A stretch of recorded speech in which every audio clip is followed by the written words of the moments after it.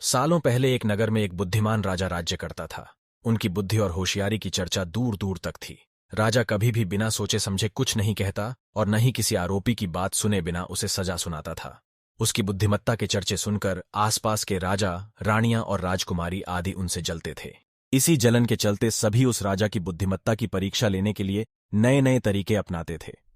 हर बार राजा दूसरे राज्य के शासकों द्वारा ली गई परीक्षा में खरा उतरकर खुद को होशियार और योग्य राजा साबित करता था। एक दिन राजा की परीक्षा लेने के लिए एक राजकुमारी आई। उसके हाथों में 2 फूलों की माला थी। दोनों माला में से एक असली फूल से बनी थी और दूसरी नकली से। उन दोनों मालाओं को देखकर उनका ये भेद बिल्कुल पता नहीं चल पाता था।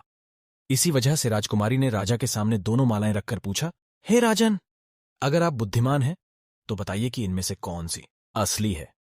राजदरबार में बैठे सभी दरबारी माला को देखकर हैरान थे, क्योंकि किसी को समझ नहीं आ रहा था कि असली फूलों की माला कौन सी है। सभी इस सोच में थे कि राजा कैसे बता पाएंगे कि असली फूलों की माला कौन सी है। राजा भी माला को देखकर परेशान होने लगे। उसी वक्त उनके दिमाग में कुछ तरकीब आई। उन्होंने तुरंत अपने एक सेवक से कहा, बगीचे की खिड़कियों को खोल दो। सेवक ने बगीचे की खिड़की को जैसे ही खोला तो राजा ने देखा कि फूल में बैठी मधुमक्खियां खिड़कियों से राजदरबार में आ रही हैं। वो कुछ देर मधुमक्खियों को ही देखते रहे। जैसे ही एकाध मधुमक्खी एक फूल की माला में बैठी, वैसे ही राजा ने कहा कि अब मैं बता सकता हूं कि असली माला कौन सी है। राजा ने तुरंत उस माला की तरफ इशारा किया जिस पर मधुमक्खी बैठ रखी थी। राजा की होशियारी देखकर दरबार में मौजूद सभी उनकी तारीफ करने लगे।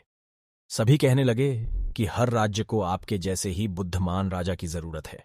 राजकुमारी भी राजा के बुद्धिमत्ता देखकर खुश हो गई।